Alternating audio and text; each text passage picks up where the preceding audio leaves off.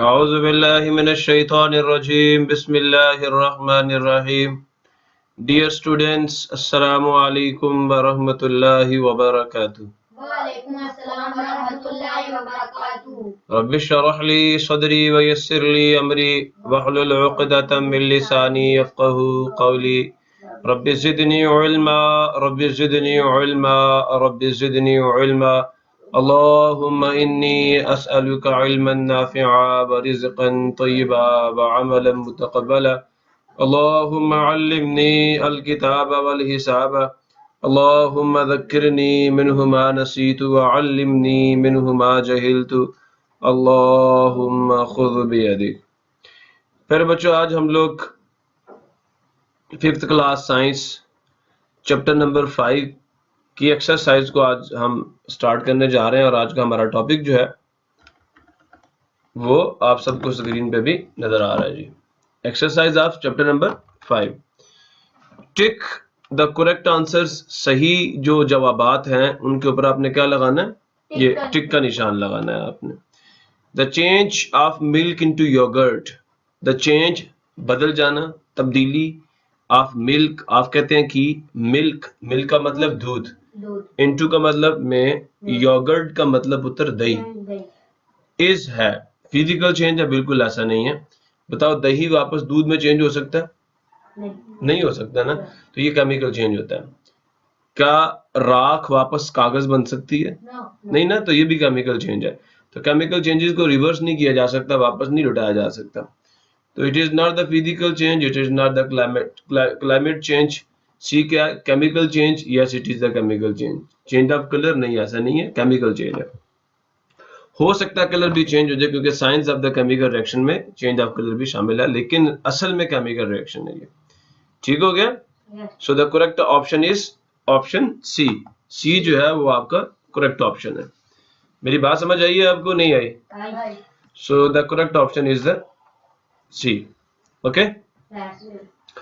Why a person painted his iron gate? Why? क्यों? A person, एक शख्स जो है, painted, उसने पेंट कर दिया, his, रोगन कर दिया, his, अपने आयरन गेट, लोहे के गेट पर. To save it from rusting, उसको जंग से बचाने के लिए. To save it from sunlight, उसको सूरज की रोशनी से बचाने के लिए. To make it be beautiful, उसको खूबसूरत बनाने के लिए. To save it from water, उसको पानी से बचाने के लिए, खूबसूरत करने के लिए. और दूसरा बेटा जंग से भी बचाने के लिए, क्योंकि असल चीज है जंग. जब गेट को जंग लग जाएगा तो आस्ता आस्ता गेट क्या हो जाएगा? खत्म हो जाएगा ना, खराब हो जाएगा. ठीक है. So out of these which answer is correct? 1 and 2 नहीं, 1 and 3 यस, ये भी ठीक है. उसे ब्यूटीफुल बनाने के लिए और उसे जंग से बचाने के लिए. क्लियर हो गया? समझ आया नहीं है? So the right option is the option B. इस ऑप्शन को आपने क्लिक करना. Okay. So which factor will not affect dissolving of sugar in water? Which factor, कौन सा अमल, कौन सा विल, कौन सा आमिल विल नॉट अफेक्ट, असर नहीं करेगा, डिसॉल्विंग, हल करने पे, ऑफ शुगर, चीनी के, इन वाटर, पानी में. एडिंग सॉल्ट इन इट, अगर हम चीनी पानी में डिसॉल्व कर रहे हैं, साथ थोड़ा सा नमक भी डाल दें तो क्या नमक हल नहीं होगा? ऐसा होता है. शिकंजी बनाते हो नहीं बनाते? डालते हो नहीं डालते? फिर नमक, काला नमक डालते हो ना? हाँ, ताकि वो मजे की हो जाए और भी. तो adding salt in the water, making sugar powder by grinding. अच्छा देखो, अगर आप जो शुगर है उसको ग्राइंड करके उसका पाउडर बना दो तो क्या होगा? डेसोल्यूशन तेज हो जाएगी ना, चीनी जल्दी हल हो जाएगी. हीटिंग वाटर एंड शुगर बिल्कुल ऐसा है. अगर हम पानी और शुगर को हीट करेंगे फिर भी डेसोल्यूशन बढ़ जाएगी, जल्दी हो जाएगी डेसोल्यूशन का रेट बढ़ जाएगा. Sorry. Steering water and sugar, steering का मतलब होता है हिलाना. तो जब आप चीनी पानी में डाल के उसको हिलाएंगे तो फिर भी जल्दी चीनी हल हो जाएगी. ऐसा ही है ना? लेकिन कौन सी चीज अफेक्ट नहीं करेगी? ए वाला काम इफेक्ट नहीं करेगा. अगर आप चीनी के साथ नमक भी डाल दें तो चीनी के हल होने में कोई मसला नहीं होगा. क्लियर हो गया? So the right option for this question number 3 is A. Okay. So which one is not a chemical change? Which one? कौन सा? कोई एक. या कौन इज नॉट नहीं है, एक केमिकल चेंज है, कीमियाई तब्दीली। सीड जर्मिनेशन, बीज का उगना। मेकिंग पेपर बोट, कागज की कश्ती बनाना। अब बीज से पौधे का उगना केमिकल रिएक्शन है, बीज उग रहा होता है ना, चेंजेस आ रहे होते हैं ना। अब ये तो नहीं है कि अगर एक बीज से पौधा उग गया तो आप वापस पौधे को कोई बीज बन जा, ये तो आप नहीं कर सकते ना। बीज से उगा हुआ पौधा वापस बीज में बदल सकते हो? नहीं बदल सकते ना। मेकिंग पेपर बोट, क्या कागज की कश्ती जो बना रहे हो उसे वापस खोल के देखो ना, कागज ही रहता है, वो चेंज तो नहीं ना होता। और सी क्या, बर्निंग ऑफ वुड, लकड़ी जल जाए वापस लकड़ी नहीं बनती। कुकिंग फूड, खाना पक जाए, अम्मी ने खाना पका दिया, आपने ने मुर्गी पका दी अम्मी ने, और अब्बू शाम को आए कहे मुर्गी वापस बनाओ बन सकती है? नहीं बन सकती ना। तो कौन कौन सी चेंजेस वापस नहीं किए जा सकते? कुकिंग फूड वापस नहीं हो सकता, बर्निंग ऑफ वुड वापस नहीं हो सकता, सीड जर्मिनेशन वापस नहीं हो सकता। कोई नई चीज बनती है ना इसके दौरान। लेकिन बी में कोई क्या, कागज कागज ही रहता है, that is the physical change. हम उसको, पेपर होता है ना, उसे फोल्ड करते हैं, कश्ती बन जाती है। बनाइए कभी कश्ती? नहीं बनाई, तो वो पेपर ही आता है ना, उससे तो कोई नहीं। ये तो देखो कश्ती जो होती है वो भी कागज की होती है। So the choice B is not correct, it is not the chemical change, it is the physical change. बाकी तीन केमिकल चेंजेस हैं। What type of change is it when metal expands on heating? देखो आप चीजों को गर्म करते हो, चीजें फैल जाती है। कभी रेल की पटरी देखी है? Yes, sir. क्या होता है उसमें, गैप्स होते हैं ना, Yes. वो क्यों रखे जाते हैं आपको पता है? चलो मैं बताता हूँ। जब हम किसी चीज को गर्म करते हैं तो चीज क्या करती है? फैलती है। Flatty. तो बेटा जब गर्मी आती है ना, सख्त गर्मी, तो उसमें रेल की जो पटरी होती है ना, उसके जो ट्रैक्स होते हैं वो गर्म होके फैलते हैं। जब वो फैलते हैं तो उनको फैलने के लिए क्या मिल जाती है? जगह मिल जाती है, ठीक है। और अगर ट्रैक्स को जगह ना दी जाए तो फिर क्या होगा, देखते हैं। और मैं आपको यहाँ पे दिखाता हूँ इमेजेस में जाके, ये देख रहे, रेल की पटरी टेढ़ी होगी हुई है। क्यों बेटा टेढ़ी होगी हुई है? इसके अंदर गैप्स नहीं रखे गए। और ये देखो यहाँ आपको गैप्स नजर आ रहे हैं ना मेरे बच्चे, ये छोटे छोटे गैप्स अंदर रखे जाते हैं। इनका फायदा क्या होता है? जब गर्मी आएगी तो ये ट्रैक फैलेगा, तो ये फैल के आगे आ जाएगा, ये भी फैल के आगे आ जाएगा, साथ जुड़ जाएंगे, तो रेल की पटरी टेढ़ी मेढ़ी नहीं होगी। अगर हमने ऐसा ना किया तो फिर क्या होगा बेटा? फिर रेल की पटरी जो है उसकी क्या हालत हो जाएगी? उसकी हालत इस तरह की हो जाएगी, टेढ़ी मेढ़ी हो जाएगी। देखो तो ये जो इसकी शक्ल टेढ़ी मेढ़ी हो गई है, ये फैलने की वजह से। जब गैप्स नहीं दिए जाते ना तो ये ट्रैक फैलते हैं तो इनको फिर जगह नहीं मिलती ना फैलने की। जब जगह नहीं मिलेगी तो क्या करेंगे? खुद ही मुड़ जाएंगे, फिर टेढ़े मेढ़े हो जाएंगे। ठीक हो गया? बात समझ आई ना? सो अब हम जरा इसको देखते हैं तो हमें ज्यादा अच्छे तरीके से समझ आ जाएगा कि which type of change is when metal expands on heating. जब चीजों को गर्म करने पे चीजें फैल जाती हैं तो ये कौन सा चेंज है? देखो रेलवे की जो पटरी थी या रेल की जो पटरी थी वो लोहा ही रही है ना, फैलने के बाद भी शक्ल चेंज हुई है ना उसकी, रही तो लोहा ही है। तो ये कौन सा चेंज है? परमानेंट चेंज है? नहीं, जब ठंड आएगी सुकड़ के वापस सेट हो जाएगी, पीछे हो जाएगी। केमिकल चेंज है? बिल्कुल नहीं है। फिजिकल चेंज है बेटा, ये एक फिजिकल चेंज है। इरिवर्सिबल ऐसा नहीं है, रिवर्सिबल है, हम उसे सीधा कर सकते हैं। क्लियर हुआ नहीं हुआ? अगर आपके पास लोहे की एक पतरी है, वो टेढ़ी हो जाए तब उसे सीधा नहीं कर सकते? कर सकते हैं, वो रिवर्सिबल है। सो ये तो बेटा ऑब्जेक्टिव। अब हम क्या करेंगे? सब्जेक्टिव को सॉल्व करेंगे। क्वेश्चन नंबर 2 है जी, राइट शॉर्ट आंसर्स। क्या करने हैं? शॉर्ट आंसर्स देने, बिल्कुल मुख्तसर से जवाब देने, लंबे जवाब नहीं देने। Explain evaporation by giving examples from everyday life. Explain का मतलब क्या होता है बेटा? वजाहत करें किसकी? इवेपोरेशन की, अमले तबखीर की, बुखारात बनने के अमल की वजाहत करें। बाय गिविंग एग्जांपल्स, मिसालें देकर, फ्रॉम एवरीडे लाइफ, रोजमर्रा जिंदगी से। ठीक हो गया? तो अभी मैं आपको दिखा देता हूं जी, ये लो जी। तो एक्सप्लेन का जवाब दे रहा हूं, दो जवाब देने हैं। एक्सप्लेन इवेपोरेशन की डेफिनेशन मैंने दे दी, किसकी? इवेपोरेशन की। The change of liquid into vapours from the surface at all temperatures. ये इवेपोरेशन हर टेम्परेचर पे होती है, ठीक है। Yes. तो लिक्विड का वेपर्स में, बुखारात में, गैसियस स्टेट में बदल जाना फ्रॉम द सरफेस, किससे? सिर्फ सरफेस से। देखो जब हवा चलती है तो दरिया के ऊपर की सरफेस पे वेव्स बनती है ना, अंदर तो नहीं होती ना, तो ऊपर से पानी उड़ रहा होता है आस्ता आस्ता। The change of liquid into vapours from the surface at all temperatures is called evaporation. Clear हो गया? Yes. और बेटा अब आगे क्या है जी? From wet surfaces water continuously moves into the surrounding air. जो गीली सतहें होती हैं या जो वाटर सोर्सेज होते हैं, उनकी सतह से पानी कॉन्टिन्यूसली मूव करता है, मुसलसल हरकत करता है इनटू द सराउंडिंग एयर, इर्द गिर्द की हवा में शामिल होता रहता है। This process takes place continuously from the surface of canals, lakes, rivers and oceans. गर्मियों में क्या होता है? नहरें सूख जाती हैं, Yes. होता नहीं होता? होता है। किस वजह से? पानी उड़ जाता है ना हवा में, तो ये इवेपोरेशन की वजह से होता है। The change of the water into vapours is called evaporation. This process also takes place from the snow surface and from the leaves of the plants. ये उनसे भी होता है। तो ये एग्जांपल्स भी हमने दे दी हैं। वेट क्लोथ्स, गीले कपड़े हम कहाँ डालते हैं? धूप में डालते हैं? नहीं डालते, और वो सूख जाते हैं। तो गीले कपड़े जो है वो कैसे सूखते हैं? इवेपोरेशन की वजह से सूखते हैं। ठीक है? Wet clothes become dry due to the evaporation. ठीक है? आप इसमें एग्जांपल्स दे सकते हैं उसकी भी। क्लियर हुआ नहीं हुआ? हुआ।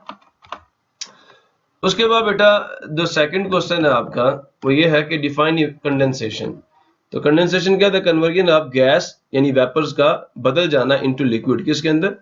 लिक्विड के अंदर। Is called condensation. हम उसको क्या कहते हैं? कंडेंसेशन कहते हैं। ठीक है? कंडेंसेशन में जो गैस होती है वो वापस लिक्विड में चेंज होती है। क्लियर हो गया? Yes. अब नया सवाल आ गया आपके लिए। What is rusting and which type of change is this? Rusting, लोहे को जंग लग जाना। लगता नहीं लगता? लगता है। अब ये है क्या? तो मैंने आपको उस दिन भी बताया था। ये वाली इक्वेशन आप सबको नजर आ रही होगी। रस्टिंग अगर आप सिर्फ यही लिख दें ना, ये अगर आपको इंग्लिश याद नहीं होती तो बेटा अगर आप सिर्फ ये लिख दें बस, क्या ये, बस इट इज एनफ। नहीं तो आप ये भी लिख सकते हैं the change that occurs on the surface of iron due to the action of water and oxygen is called rusting. इस सरफेस ऑफ द आयरन पे एक तब्दीली रूनुमा होती है, वो रेड रेड कलर का हो जाता है। होता नहीं होता? होता है। किसकी वजह से? पानी और ऑक्सीजन की वजह से। इसको रस्टिंग, हम उसको क्या कहते हैं? रस्टिंग कहते हैं, जंग लगना कहते हैं। और ये हमने मैथमेटिकली भी लिख दिया है इसको। या ये लिख दें, या ये लिख दें, या ये लिख दें, इनमें से कोई एक लिख दें जो आपको सही तरीके से समझ आ जाए। और ये क्या है? Fe2O3 आयरन ऑक्साइड, और इसके साथ पानी के कुछ मॉलिक्यूल्स होंगे, 2 भी होंगे, 3 भी हो सकते हैं। ठीक है? इस कॉल्ड रस्ट। हम इसको क्या कहते हैं? रस्ट कहते हैं, जंग कहते हैं। जंग क्या होता है? ये Fe जो है ना, ये आयरन है, लोहा, और इसके साथ क्या होते हैं? ऑक्सीजन के 3 एटम्स होते हैं, और साथ कुछ पानी के मॉलिक्यूल्स भी होते हैं। ठीक हो गया? ये X से मुराद 1 भी हो सकता है, 2 भी हो सकता है, 3 भी हो सकता है। क्लियर है? Yes. अब ये कौन सी टाइप का रिएक्शन है? तो it is a chemical reaction. Rusting is a chemical reaction. Rusting is a, Chemical. 2 सवाल पूछे है ना, एंड के बाद एक और सवाल पूछा, which type of change is this? किस किस्म की तब्दीली है ये? तो किस किस्म की तब्दीली है जी? This is a chemical change. This is a Chemical. Chemical change. Problem है किसी बच्चे को? No. वेरी गुड, आगे चलते हैं। तो बुक पे भी मैं आपको दिखा देता हूं कि ये क्वेश्चन क्या है। Give an example of chemical change in which carbon dioxide is produced. Give, दीजिए एन एग्जांपल, एक मिसाल, ऑफ केमिकल चेंज, एक कीमियाई तब्दीली की, इन विच जिसमें कार्बन डाइऑक्साइड CO2 जो है वो बनती है, इज प्रोड्यूस्ड। अपनी डेली लाइफ से एक एग्जांपल देनी है। आप दे सकते हो, वैसे कोई ऐसी मिसाल दे सकते हो जिसमें कार्बन डाइऑक्साइड बनती है? चलो मैं बताता हूं। Burning of natural gas. बेटा ये आपने याद रखना है, CH4 ये नेचुरल गैस का फार्मूला है। ठीक है? Yes. तो बर्निंग ऑफ नेचुरल गैस में क्या होता है? CH4 के साथ ऑक्सीजन मिलती है, ये O2 ऑक्सीजन है, और ये क्या है? नेचुरल गैस है, सुई गैस जिसे कहते हैं, है ना? Yes. ये दोनों आपस में मिलते हैं, क्या बनता है? Carbon dioxide. ये जो ऑक्सीजन है ना, ये कार्बन से भी मिल जाती है और हाइड्रोजन से, ये H हाइड्रोजन के लिए, ये आपस में मिलकर क्या बनाते हैं? कार्बन डाइऑक्साइड बनाते हैं और पानी बनाते हैं। बस आप अगर सिर्फ इतना भी लिख देंगे ना, burning of natural gas CH4 enough है। ठीक है? Is a reaction that produces the carbon dioxide in our daily life. दूसरा बेटा, अगर आप ये एग्जांपल नहीं देना चाहते तो मेरे बच्चे आप ये एग्जांपल भी दे सकते हैं। कौन सी एग्जांपल? दूसरी एग्जांपल, रेस्पिरेशन। अब ये क्या है? ठीक है, ऑफ लिविंग थिंग्स। जिंदा चीजों का सांस लेना जो है ना, इससे भी क्या बनती है? CO2 बनती है, प्रोड्यूसेस CO2, कार्बन डाइऑक्साइड। कैसे? देखो बेटा, हम खाना खाते हैं ना, रोटी खाते हैं, रोटी क्या होती है? ग्लूकोज की लंबी लंबी चेन्स होती हैं जो हमारे मैदे में जाके छोटे छोटे मॉलिक्यूल्स में कन्वर्ट हो जाती है। तो वो क्या होता है? C6H12O6, ये क्या? ग्लूकोज। हम सांस लेते हैं, ऑक्सीजन भी अंदर जाती है और उसके नतीजे में क्या बनती है? कार्बन डाइऑक्साइड बनती है और पानी बनता है, H2O। इसके भी 6 मॉलिक्यूल्स और इसके भी 6 मॉलिक्यूल्स। मेरी बात समझ आ रही है कि नहीं आ रही? क्लियर हो रहा है सबको? और ये कार्बन डाइऑक्साइड प्रोड्यूस हो गई है। ठीक है, बैलेंसिंग मैं फिलहाल नहीं कर रहा, फिलहाल इसको अंडरस्टैंड कर लो, इसका क्या मतलब और मकसद है। अगर समझ आ गया आप सबको तो बड़ी मजे की बात है। यहाँ पे भी 6 लगा देते हैं तो आपकी केमिकल इक्वेशन कंप्लीट हो जाएगी। ठीक है, तो ये 2 रिएक्शंस हैं, इनमें से जो आप लिखना चाहते हैं वो आप लिख दें, कोई इश्यू वाली बात नहीं है। समझ आ गया आप सबको? समझ आ गया ना कार्बन डाइऑक्साइड कहाँ कहाँ प्रोड्यूस होती है। तो कोई भी आप फॉसिल फ्यूल जला लें, उससे भी क्या होता है? वो कार्बन डाइऑक्साइड प्रोड्यूस करता है जो हमारे एनवायरनमेंट में आस्ता आस्ता कलेक्ट होती है। पौधे इस कार्बन डाइऑक्साइड को यूज करके हमें क्या देते हैं? पौधे इस कार्बन डाइऑक्साइड को यूज करके हमें क्या देते हैं? हमें ग्लूकोज देते हैं, फ्रूट्स देते हैं, फसलें देते हैं, दालें देते हैं, बहुत सारी चीजें हमें प्रोवाइड करते हैं। क्लियर हो गया? खुराक तैयार करते हैं पौधे इस कार्बन डाइऑक्साइड को यूज करके। Now the next question that is on your book, और the part of the question number 2 on your book is explain 3 states of matter. मादे की 3 हालतें हैं, पता है ना? मैटर की 3 स्टेट्स होती हैं, सॉलिड है, लिक्विड है, गैस है ना? तो 3 स्टेट्स ऑफ मैटर की आपने वजाहत करनी है एंड देयर इंटर कन्वर्जन, और ये भी बताना को आपस में एक दूसरे के साथ एक दूसरे में बदल कैसे सकते हैं। ठीक है, उनकी इंटर कन्वर्जन कैसे होती है, उनका बाहमी तबादला कैसे होता है। तो पहली बात तो अगर आपको फिजिकल स्टेट्स का नहीं पता तो आप तो इस सवाल का जवाब ही नहीं दे सकते हैं। एक्सप्लेन 3 स्टेट्स ऑफ मैटर, ये पहला पार्ट है। 2 पार्ट्स हैं इस क्वेश्चन के, एंड से पहले और एंड के बाद में। तो एंड से पहले पूछ रहा है एक्सप्लेन करो जी क्या होती है फिजिकल स्टेट्स ऑफ मैटर। तो सॉलिड क्या? दैट स्टेट ऑफ मैटर, ये मैटर की वो शक्ल होती है विच हैव डेफिनिट शेप, इसकी शेप फिक्स्ड होती है। क्या होती है? अब ये एलसीडी की शेप देखो फिक्स्ड है ना, चेंज तो नहीं होती, ऐसा ही है ना। हम ये तो नहीं कह सकता कि आप इसको उठाएं और दूसरे रूम में ले जाएं तो वहां जाके इसकी शक्ल जो है वो हाथी जैसी बन जाएगी, नहीं बनेगी ना। आपको पता है इसकी शेप चेंज नहीं होगी, एलसीडी की शक्ल ऐसी ही रहेगी ना। तो ये सॉलिड है, क्लियर हुआ? तो इसकी शेप डेफिनिट होती है और वॉल्यूम भी डेफिनिट होता है। अब वॉल्यूम का क्या मतलब है? जितनी जगह इसने घेरी हुई है, ठीक है, ये फिक्स्ड है। एक है, ऐसा तो नहीं अभी आप क्लास से बाहर जाए वापस आए तो एलसीडी पूरे कमरे में फैली हुई हो, बड़ी हो जाए, मोटी हो जाए, ऐसा होता है? तो सॉलिड जो होता है ना, उनका वॉल्यूम यानी वो स्पेस जो वो ऑक्यूपाई कर रहे होते हैं या वो जगह जो वो घेर रहे होते हैं वो भी फिक्स्ड होती है, और जो उनकी शक्ल होती है वो भी क्या होती है? फिक्स्ड होती है। क्लियर हुआ नहीं हुआ? पक्का? Crystal clear.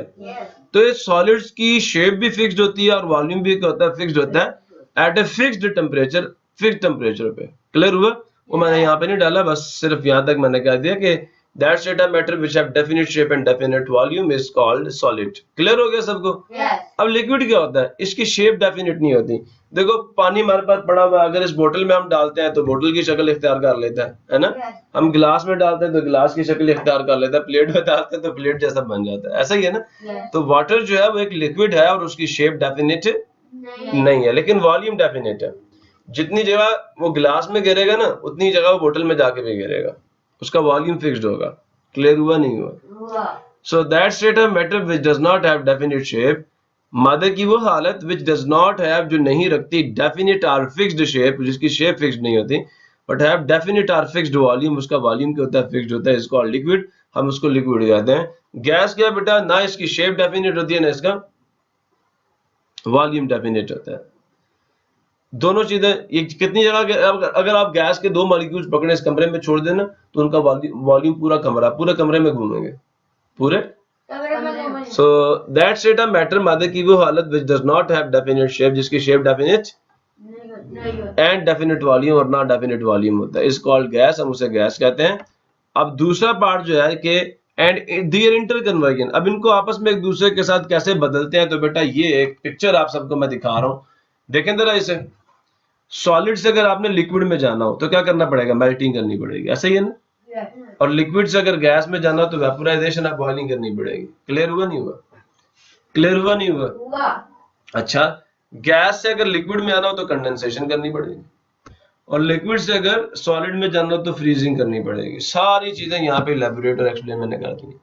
क्या कभी ऐसा हो सकता है कि हम सॉलिड से डायरेक्ट किस में चले जाएं, गैस में? तो यस, सब्लिमेशन के जरिए से। किसके जरिए से? सब्लिमेशन के जरिए। अब आप पूछेंगे सर वो कैसे, आपको एग्जांपल दें। तो बेटा आप पंसारी की दुकान पे चले जाएं, पंसार समझते हो, हकीम, उसकी दुकान पे चले जाएं, उसे कहना नुशादर दे दे। क्या दे दे? नुशादर, अमोनियम क्लोराइड, NH4Cl, ये इसका फार्मूला है। आप इसे हीट करेंगे कि डायरेक्ट किसमें चला जाएगा, गैस में। सॉलिड से डायरेक्ट कहां चला जाएगा, गैस में। ये लिक्विड में कन्वर्ट नहीं होगा।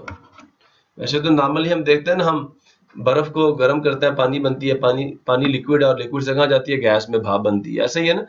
लेकिन अमोनियम क्लोराइड जो कि नौशादर है, उसमें ऐसा कुछ नहीं होता। वो सॉलिड से डायरेक्ट कहां चला जाता है, गैस में चला जाता है। और इस प्रोसेस को क्या कहते हैं, सब्लिमेशन कहते हैं। इस प्रोसेस को क्या कहते हैं, सब्लिमेशन कहते हैं। और अगर ये जो अमोनियम क्लोराइड की गैस होती है, अगर आप उसे वापस क्या करें, ठंडा करें, तो वापस सॉलिड बन जाएगी। अच्छा, आप लोगों में से किस किस को पता है जो गोलियां घर में बिस्तरों के अंदर रखती हैं, आपकी वालदा रखती हैं, नहीं रखती? क्या कहते हैं उन गोलियों को? Moth balls. हम तो फरनैल की गोलियां कहते हैं। बड़ी खुशबूदार किस्म की गोलियां होती हैं, वो रखी जाती हैं, लेकिन जब साल बाद हम वो रजाइयां बाहर निकालते हैं तो वो गोलियां उसके अंदर नहीं, किधर चली जाती हैं, वो गोलियां उड़ के हवा में चली जाती हैं। ठीक है, वो सब्लिमेशन के जरिए से सॉलिड में से गैस में कन्वर्ट हो जाती हैं। क्लियर हुआ नहीं हुआ, समझ आ गया बेटा? सो ये मैंने आपको इंटर कन्वर्जन का भी बता दिया। अब बच्चे तीसरा क्वेश्चन है आपकी बुक के ऊपर, और बड़ा ही मजेदार किस्म का सवाल है ये, इसको देख लेते हैं हम लोग कि कंस्ट्रक्टेड रिस्पॉन्स क्वेश्चंस। क्या अब आपको जवाब बनाना पड़ेगा ना, ठीक है। देखें जी, किया गया, गौर से सुनना, गौर से सुनना। कहते हैं weight 1/4 of a glass of vinegar. एक ग्लास ले लें, सुन रहे हो? उसके 4 हिस्से करें और चौथाई हिस्से में क्या डाल दें, सिरका डाल दें, ठीक है। And A teaspoon of baking soda, और उसके अंदर 1 चम्मच खाने का सोडा नहीं होता, मीठा सोडा, वो डाल दो। मीठा सोडा असल में क्या होता है, बेकिंग सोडा। इसका फार्मूला गौर से सुनना, आप बता रहा हूं आपको। विनीगर का फार्मूला होता है CH3COOH, और जो बेकिंग सोडा होता है बेटा, इसका फार्मूला होता है NaHCO3। क्लियर हुआ? इसे सोडियम हाइड्रोजन कार्बोनेट कहते हैं, सोडियम बाइकार्बोनेट भी कहते हैं। Then mix them. आपने 1 चम्मच बेकिंग सोडे का भी वेट निकाल लिया, सुन रहे हो? और 1/4 जो गिलास है ना सिरके का, उसका भी आपने वेट निकाल लिया जी। अब दोनों को जमा कर लो, टोटल वेट आपके पास आ जाएगा। अब आपने क्या करना है, वो जो 1 चम्मच आपके पास मीठा सोडा है, उसे उस गिलास के अंदर डाल देना। तो क्या होगा, वो पकना शुरू कर देगा, बबल्स बनेंगे। क्या बनेंगे? पेप्सी की बोतल में कभी नमक डाला, वो क्या करती है, उबलती है ना, उससे बबल्स बनते नहीं बनते? बनते हैं ना। तो क्या कहना है, इन दोनों को मिक्स कर देना। एज ए रिजल्ट जैसे आप मिक्स करोगे तो नतीजतन क्या होगा, बबल्स विल बी फॉर्म्ड। क्या बनेंगे? बबल्स बनेंगे, झाग बनेगी, सुन रहे हो? बुलबुले बनेंगे। वे दिस कंपाउंड, जब बुलबुले बन के काम शाम ठंडा मठा हो जाए ना, फिर आपने क्या करना है, उसको उठाना है और दोबारा उसका वेट निकालना है, ठीक है। तो वो जो आपने 1 चम्मच मीठे सोडे का और 1/4 गिलास जो आपका विनीगर है, उसका जो आपने वेट निकाला था ना, और जो अभी आप निकाल रहे हैं मिलाने के बाद, ये वाला वेट कम होगा। ये वाला वेट क्या होगा, कम होगा। अब आप जवाब दें, ऐसा क्यों है?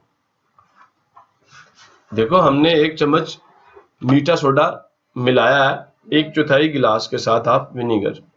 ये विनीगर है, सुन रहे हो? ये विनीगर है 1/4 गिलास, और ये मीठा सोडा है। इन दोनों का जो वेट है वो हमने निकाला, इनका मास निकाला, इनका वजन निकाला और उसे लिख लिया अपने पास। अब जब हमने इन दोनों को मिक्स किया और फिर इसका वजन निकाला तो वो वजन कम है, किससे? इन दोनों के वजन से। अब बात समझ आइए, 1 चम्मच मीठे सोडे और 1/4 गिलास सिरका जो है, उन दोनों का जो वजन था, ठीक है, जब हमने उन दोनों को मिक्स किया, बबल्स बने, तो हमने जब उसका वेट निकाला, वो वेट क्या आया? इन दोनों के वेट से कम आया। आना तो बराबर चाहिए था ना, बराबर आना चाहिए था ना।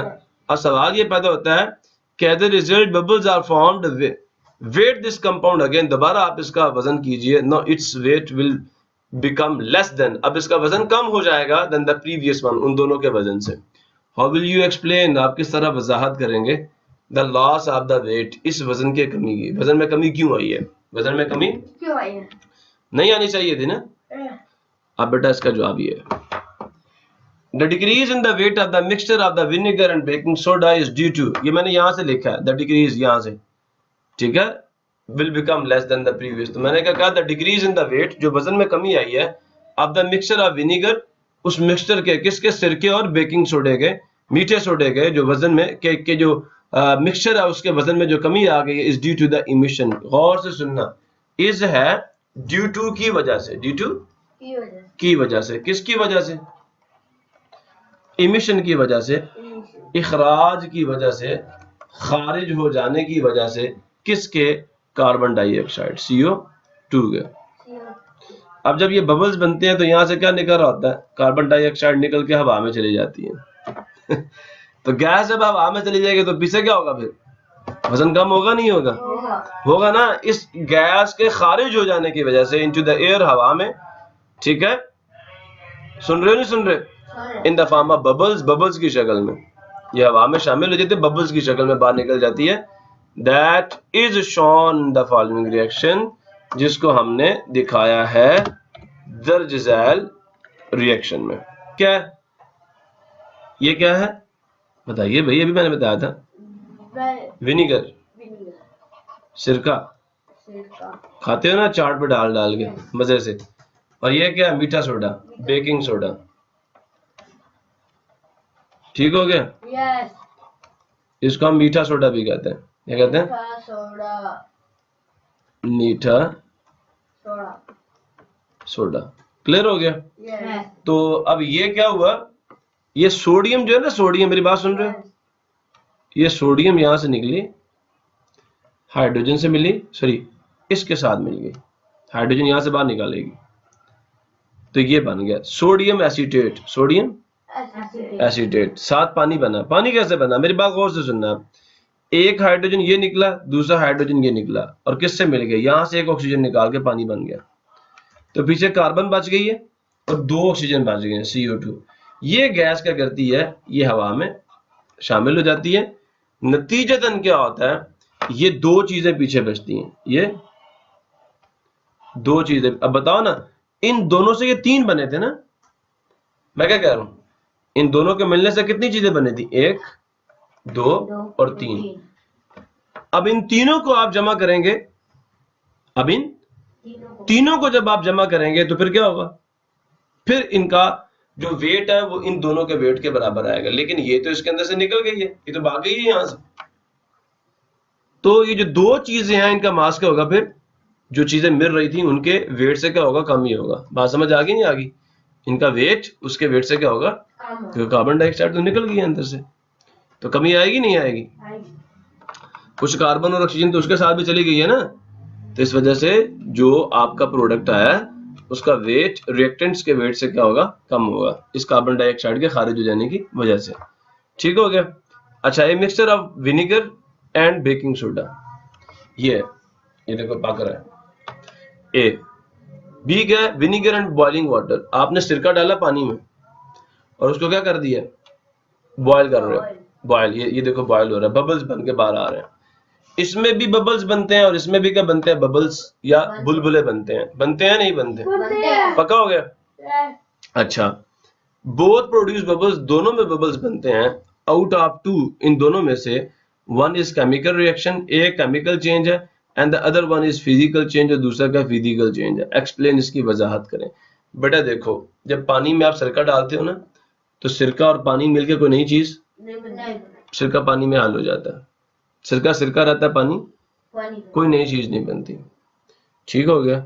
लेकिन जैसे ही आप सिरके के अंदर मीठा सोडा डालते हैं तो क्या होता है, तीन चीजें बनती हैं, सोडियम एसीटेट, पानी और कार्बन डाइऑक्साइड। इस कार्बन डाइऑक्साइड की वजह से ये बुलबुले बनते हैं।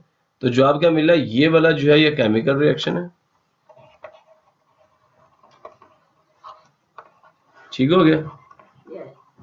और ये देखो ये फिजिकल है, इसमें वाटर किस में जा रहा है, वेपर्स में जा रहा है, किस में जा रहा है, तो ये फिजिकल चेंज है।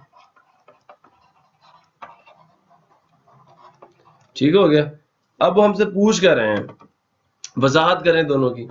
तो पहले की वजाहत ये, bubble formation in the mixture of vinegar and baking soda. मैंने हेडिंग दे दी है कि बबल्स का बनना इन द मिक्सचर्स किसमें, अमेजे में, of vinegar and baking soda.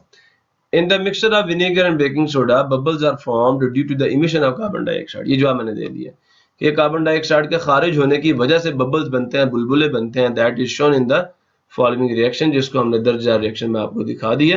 ये मैं पहले भी आपको करके दिखा चुका हूँ ना पीछे।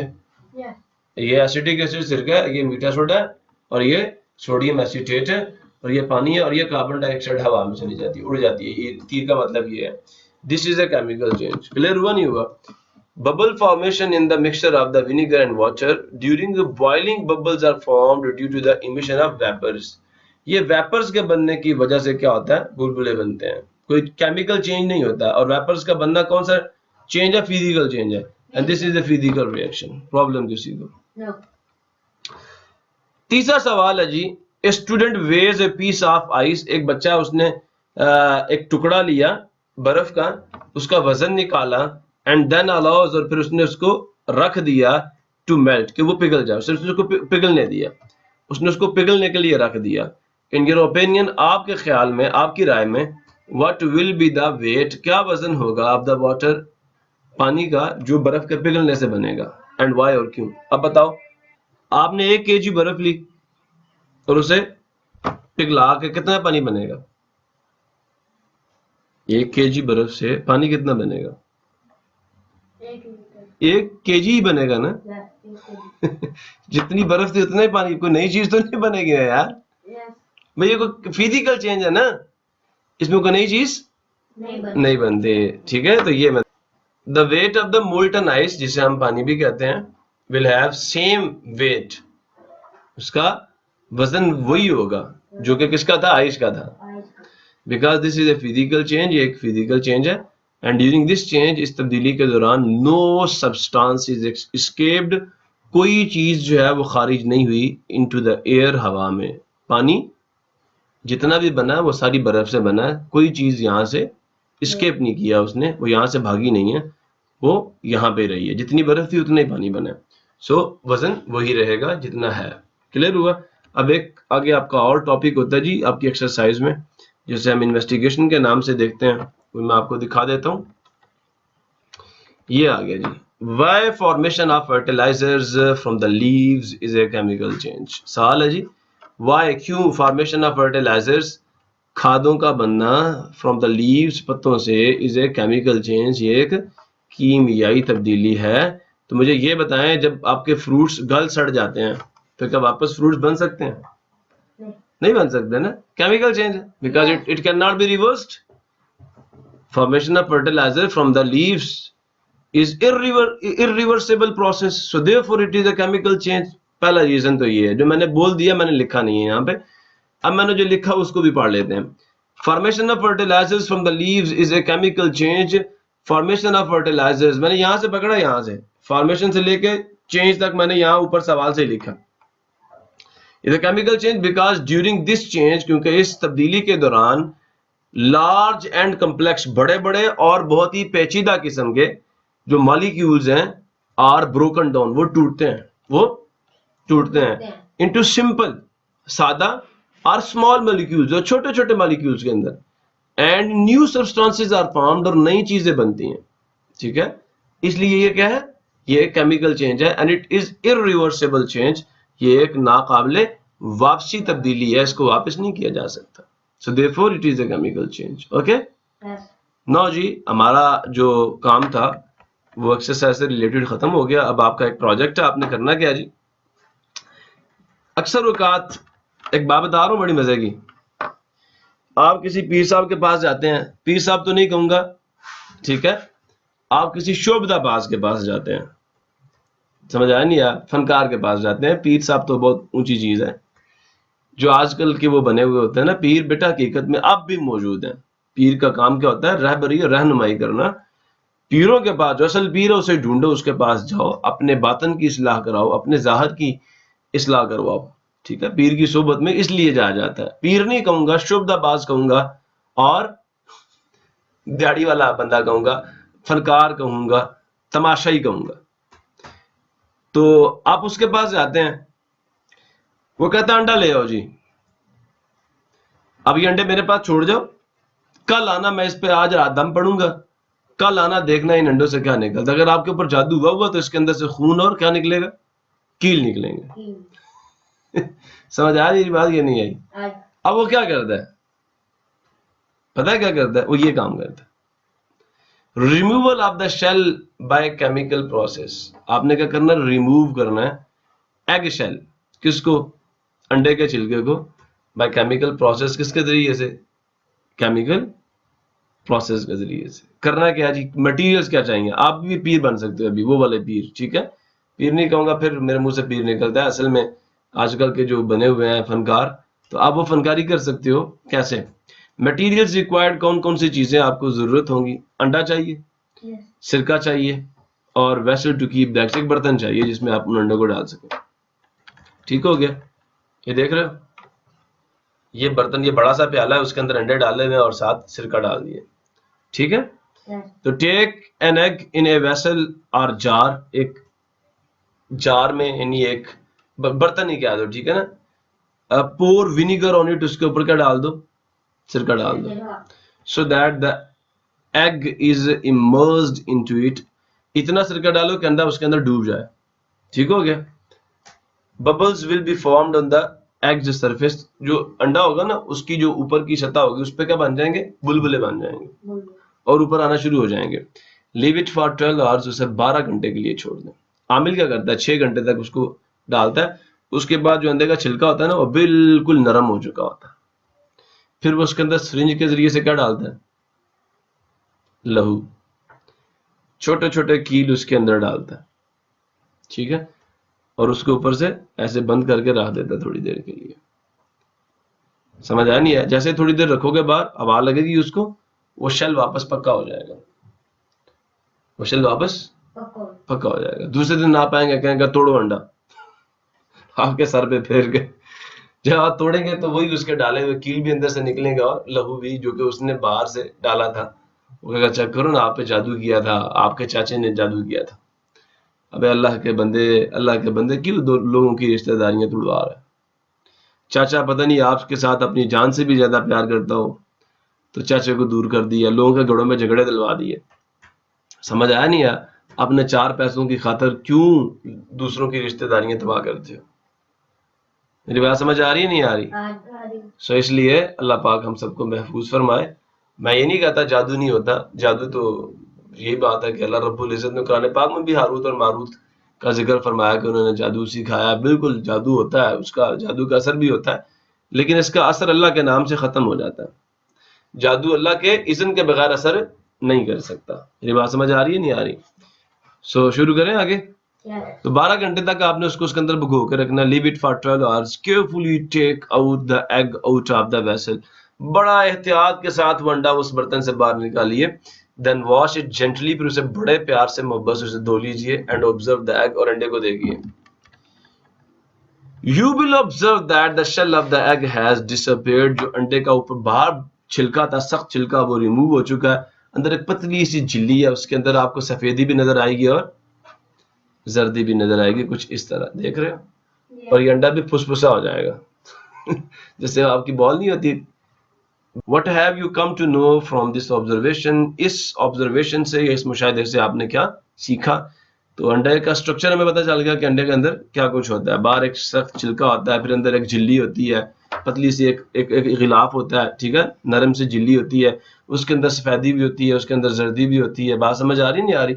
इससे हमें अंडे के स्ट्रक्चर के बारे में पता चल गया। और दूसरी चीज जो बताना जरूरी है वो ये है कि अंडे का छिलका जो है वो केमिकल रिएक्शन से रिमूव हो सकता है। क्या वो वापस ला सकते हो अंडे का छिलका जो रिमूव हो गया? अब नहीं ला सकते। अब इसको पैक नहीं कर सकते, जो हट गया वो हट गया, अब वापस नहीं ला सकते। क्लियर हुआ नहीं हुआ? It is chemical change. Problem किसी को? No. आगे चलें जी। Yes. इसी के साथ आज का लेक्चर हम क्लोज करते हैं। मिलेंगे नेक्स्ट लेक्चर में नए चैप्टर के साथ। तब तक के लिए अल्लाह हाफिज। पाकिस्तान जिंदाबाद। जिंदाबाद। पाक उस्ताद जिंदाबाद। पाइंदाबाद।